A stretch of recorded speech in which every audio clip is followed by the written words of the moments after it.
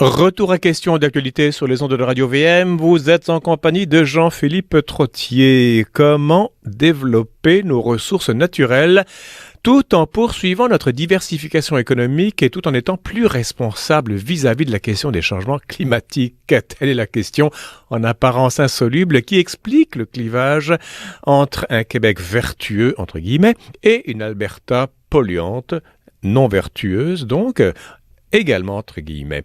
Un article est paru à ce sujet dans la presse du 11 juin dernier. Il esquisse quelques pistes de solutions, cela alors que le premier ministre albertain Jason Kenney tend la main au Québec. Le texte est signé Jean-François Thibault, consultant en énergie, étudiant à la maîtrise en gestion à HEC Montréal et blogueur au Huffington Post. Jean-François Thibault, bienvenue. Bonjour M. Trottier, ça va bien? Ça va plutôt bien, vous? Oui, ça va bien. Pas trop chaud? Non, il fait beau, on s'en plaindra pas. Bon, c'est bien, le ciel est bleu. Qu'allais-je dire? Oui, donc Québec-Alberta. D'abord, c'est pas la première fois que vous venez à ce micro. Vous êtes le monsieur pétrole, je pense, non? Vous êtes la cinquième colonne albertaine au Québec, là? Vous devez vous faire taper dessus par bien du monde. Comment dire? Oui, je suis venu quelques fois à votre micro, surtout pour parler d'enjeux énergétiques, aussi un peu de francophonie économique. Mm-hmm. En fait, oui, comment dire? J'aime bien l'Alberta, j'aime bien les Albertains, je connais plusieurs personnes là-bas. C'est une province que je comprends mieux, je pense, que la plupart des Québécois. Il me fait plaisir de croire puis de prêcher le fait que nous devrions nous rapprocher de cette province-là au Canada, puisqu'elle nous ressemble davantage que ce que nous pourrions croire. Parce qu'on s'est dit, on est près des Britanno-Colombiens pour le côté sociodémocrate, on est près de... Pour moi, c'est la province à laquelle je pense le plus. Nous, ce qui nous sépare d'Ottawa, c'est la langue, l'histoire religieuse, puis l'origine. Les Britanno-Colombiens, c'est les Rocheuses. Donc, ce sont deux murs qui séparent deux peuples, si j'ose dire. J'ai parlé de Jason Kenney, premier ministre, le plus récent premier ministre de l'Alberta. Il était à Montréal il n'y a pas longtemps. Il va parler en français, j'imagine. Il y avait une conférence à Montréal, non? Oui, il était de passage à Montréal il y a de cela quelques semaines à la conférence de Montréal organisée par le Forum économique international des Amériques. Mm-hmm. Vous avez assisté, non, vous? Oui, j'y suis allé la journée de son discours. J'étais même à quelques tables de lui. Wow. Bon, évidemment, avec toute sa garde rapprochée, j'ai pas eu l'opportunité d'aller lui serrer la main. Mm-hmm. Ceci étant dit, son discours ressemblait... était sans surprise, en fait, pour ma part. C'est un discours qui était évidemment orienté vers beaucoup le gouvernement du Québec, les Québécois. Il a parlé une bonne partie de son discours en français, évidemment. Mm-hmm. Le point fort, je vous dirais, de son argumentaire, c'est de dire que le Québec et l'Alberta sont des partenaires dans la prospérité. C'est de dire que finalement, nous profitons tous d'un océan à l'autre du développement des ressources pétrolières et, ce faisant, nous devrions tous contribuer à faire en sorte que cette industrie-là, oui, se modernise, oui, continue d'être un leader en matière environnementale, puis en matière de droits humains, etc. Mais que finalement, il y a déjà beaucoup de progrès qui ont été faits depuis le début du développement de cette industrie-là, et puis que finalement, nous devrions collaborer plutôt que nous quereller. On a tendance au Québec à penser qu'il y a 9 provinces qui font bloc sur notre dos. En fait, ce que vous dites dans votre article de la presse du 11 juin dernier, on peut le retrouver facilement, Jean-François Thibault, la presse, puis Québec-Alberta, une alliance, c'est ça? Entamons le dialogue. Entamons le dialogue, c'est ça. En fait, l'Alberta devrait être plus près du Québec que de l'Ontario. Alors là, ça m'a surpris. C'est-à-dire que l'Alberta est probablement la province au Canada avec le Québec où il y a un sentiment anti-Ottawa, si je peux me permettre, qui est le plus développé. Oui. C'est une province aussi où, comment dire, il y a une facilité de faire affaire là-bas, une franchise, je ne sais pas trop comment dire ça. Ce sont des gens qui sont extrêmement fiers de ce qu'ils font. Autant nous sommes fiers de notre industrie hydroélectrique, autant les gens en Alberta sont fiers de leur industrie agricole, liée au secteur des richesses naturelles également. Donc, ce sont des gens qui sont extrêmement fiers de ce qu'ils sont. Et je pense que, évidemment, il y a une difficulté, évidemment, culturelle. Il y a une difficulté à faire dialoguer ces deux provinces-là. Mais je pense qu'ils ont des intérêts convergents objectivement sur lesquels ils devraient miser davantage. Et vous avez raison de souligner que on a tendance à voir le Canada comme étant un bloc. Deux solitudes, c'est-à-dire les francophones et les anglophones de l'autre côté, une province contre les 9 autres. Honnêtement, le Canada est un pays beaucoup plus compliqué que ça. La Colombie-Britannique, l'Alberta, l'Ontario et le Québec n'ont pas grand-chose à voir les uns avec les autres. Alors, est-ce que c'est pas justement cette idée-là de deux solitudes ou de le Québec fait bande à part pour des raisons historiques, etc., qui font que il y a eu de l'eau dans le gaz entre l'Alberta et le Québec? Oui, absolument. C'est-à-dire qu'il y a Il n'y a pas que ça. Il y a le programme national énergétique de Trudeau aussi qui a mis les Albertains à dos. Mais il y a aussi le fond, on n'est pas comme vous. Ben, il y a eu évidemment tous les débats constitutionnels qui ont eu lieu à partir des années 70, 80, 90. Évidemment que ça a divisé, en fait, ça a fait exploser, si on peut dire, le Parti progressiste conservateur à l'époque qui était sous le leadership de Brian Mulroney. Qui lui avait réussi quand même à fédérer toutes les forces nationales. Oui, il avait réussi à faire une alliance formelle entre le conservatisme de l'Ouest canadien puis le nationalisme québécois. Il a tenu tant bien que mal cette alliance-là jusqu'à ce qu'elle finisse par finalement s'effriter entre ses mains, lui glisser entre les mains. C'est malheureux, mais à partir d'une certaine époque, c'est comme si, comment dire, je vois beaucoup de similitudes entre des personnages historiques comme Lucien Bouchard et Preston Manning, par exemple. Ah bon? Évidemment, sur le fond idéologique ou philosophique, ils n'ont absolument rien à voir. Ils n'ont pas, évidemment, la même culture. Mais c'est-à-dire qu'ils ont vu... Le lien commun entre les deux, c'est la vision d'un problème qui était en commun. C'est-à-dire qu'Ottawa prenait trop de place. Le Canada est un pays trop centralisateur. Est un pays qui ne reconnaît pas aussi les disparités, les différences régionales.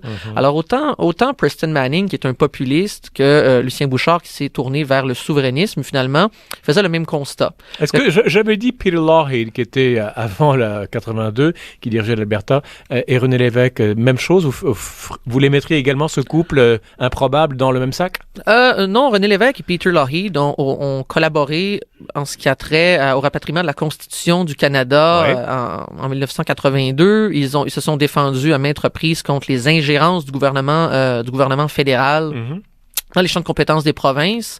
Je dirais que ça a été évidemment une alliance qui n'a duré qu'un certain temps. Et ensuite de ça, on déboulé les débats constitutionnels et puis le retour, si on veut, de certaines querelles entre l'Alberta et le Québec. Là où je voulais en venir, pour revenir à Bouchard et Manning, c'est qu'ils faisaient un constat commun, c'est-à-dire que le Canada est un pays dysfonctionnel et au sein duquel, finalement, il était difficile de faire valoir les intérêts de l'une et l'autre de leurs provinces respectives. Ceci dit, M. Bouchard s'est tourné vers la souveraineté. Il a dit, bon, écoutez, ce pays-là est dysfonctionnel, allons-nous-en tout simplement. Et le slogan des réformistes à l'époque de Manning, c'était « The West wants in ». L'Ouest veut faire partie du jeu, finalement. Donc, se sent, en quelque sorte, laissé de côté, aliéné. Il n'y avait que Diefenbaker qui venait de l'Ouest, qui avait dirigé le Canada depuis la Confédération, je pense, non? Oui, je crois que vous avez raison. C'est pas grand monde, hein? C'est pas beaucoup de monde, effectivement. Il y a eu beaucoup de premiers ministres canadiens qui ont été, évidemment, québécois. Donc, de ce point de vue-là, on a peu raison de se plaindre de ce point de vue-là. Je vois. Ceci dit... comment dire, ce sentiment-là d'aliénation dans l'Ouest, il est bien réel. Et je pense qu'il est semblable, en quelque sorte, au sentiment nationaliste québécois qui, en quelque sorte, reproche au Canada de ne pas le reconnaître, de ne pas reconnaître. Évidemment, on parle d'enjeux identitaires d'un côté et plutôt économiques de l'autre. Oui, vous confondez, vous mettez dans le même sac des patates et des pommes. Oui. Ou les oranges et les pommes, si vous préférez. Oui et non. C'est-à-dire que l'identité de l'Alberta est très liée à leurs ressources naturelles, en tout cas jusqu'à présent.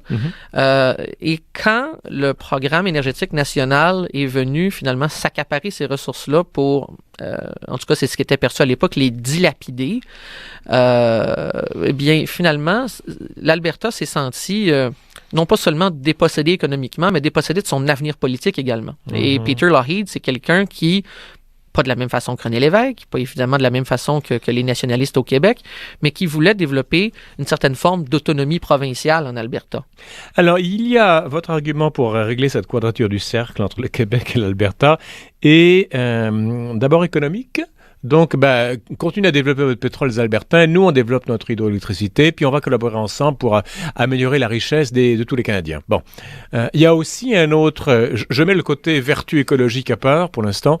Il y a aussi l'autre question du conservatisme. C'est-à-dire qu'en plus, on est en période électorale. Jason Kenney vient d'être élu premier ministre conservateur de l'Ontario, après Rachel Notley qui était NPD. J'imagine que cette main tendue à François Legault est une main tendue intra-conservatrice, si j'ose dire, en une année électorale.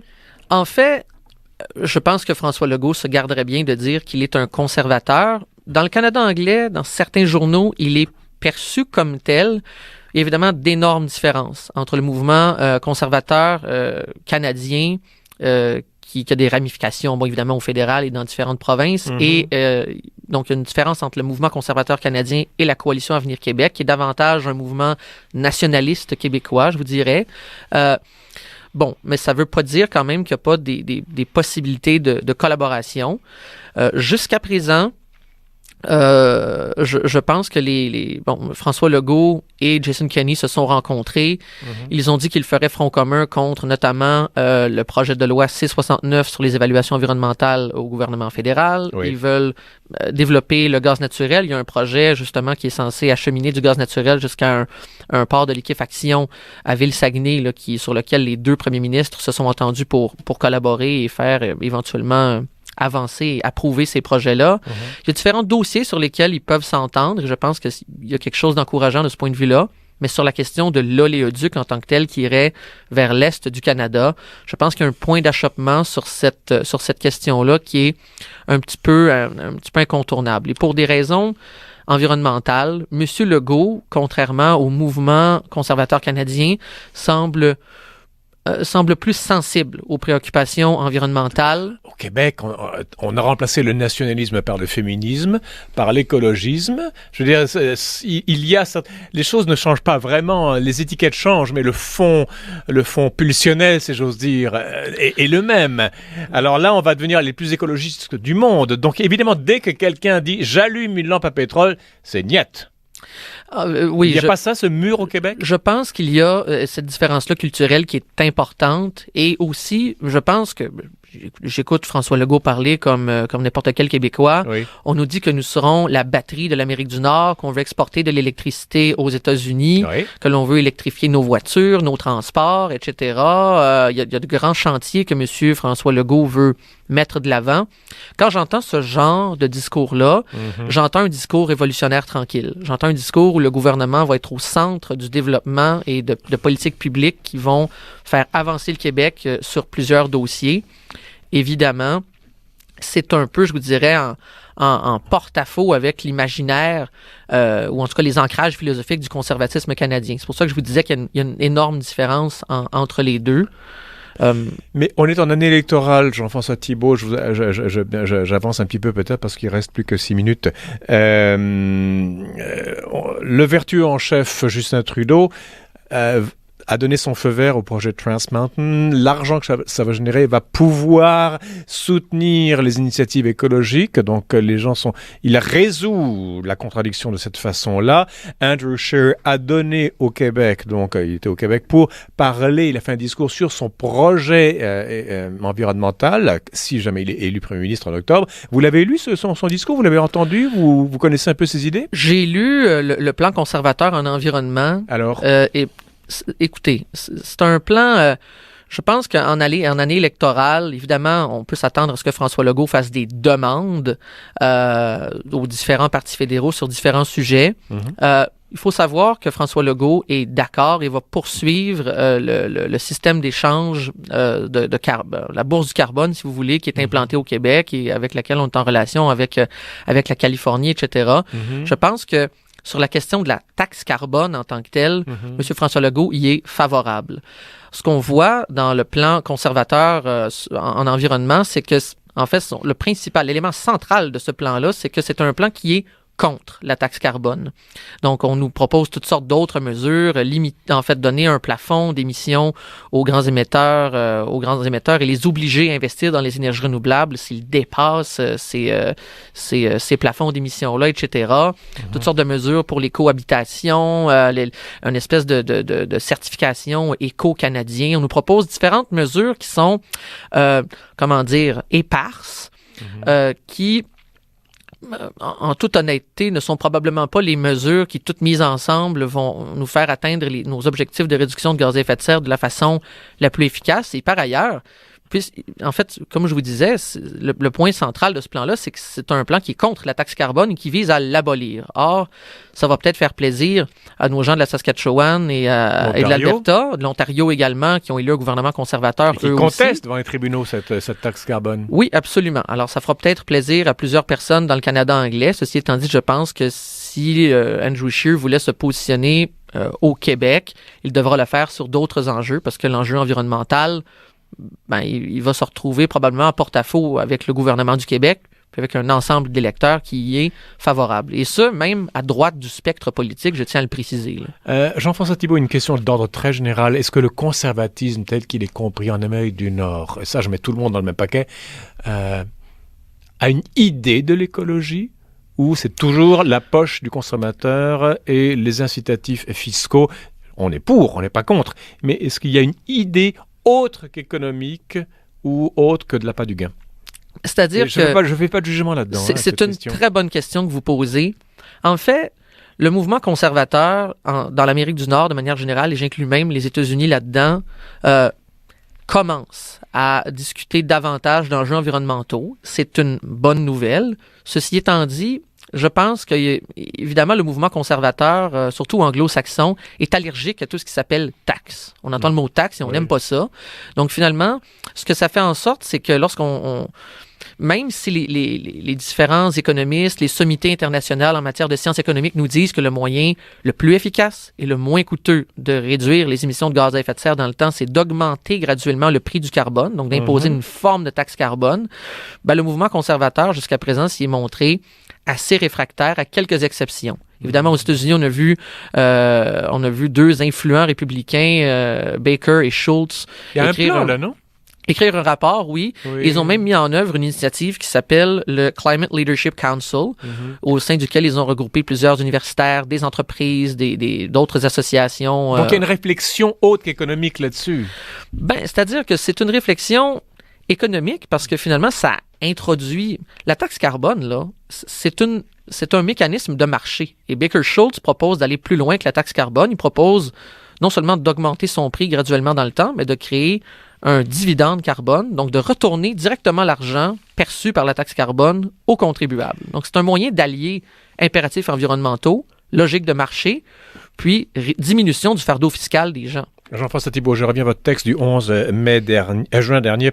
Je vous félicite d'ailleurs parce qu'il a été publié dans la presse, donc c'est un petit câlin, n'est-ce pas, un petit velours, un gros velours même. Est-ce que les Québécois et les Albertains peuvent s'entendre, oui ou non, sur ces questions-là? Finalement, qu'est-ce que vous avez dit dans votre texte? Je pense, ce que j'espérais, c'est que oui. Je pense qu'il peut y exister un point de convergence. Je pense qu'il y a une convergence qui est possible. Évidemment, il faut que le mouvement conservateur canadien aille plus loin dans ses réflexions en matière environnementale. Je pense qu'ils ne peuvent pas faire l'économie de ça. Actuellement, et pour être franc avec vous, le plan conservateur d'Andrew Scheer est décevant. Mais je pense que... Écoutez, peut-être que c'est le présage de quelque chose qui va aller plus loin dans l'avenir. Je pense que c'est l'avenir qui nous le dira et je pense qu'il faut miser sur une alliance à long terme. Évidemment, le nationalisme québécois et le conservatisme canadien ne seront peut-être pas des alliés sur le court terme. Merci beaucoup Jean-François Thibault. Vous êtes consultant en énergie, étudiant la maîtrise en gestion à HSC Montréal et blogueur au Huffington Post. On peut lire votre texte dans la presse du 11 juin dernier. Voilà qui clôt notre émission. Demain, nous allons adresser un portrait de San José María Escrivá de Balaguer, fondateur de l'Opus Dei.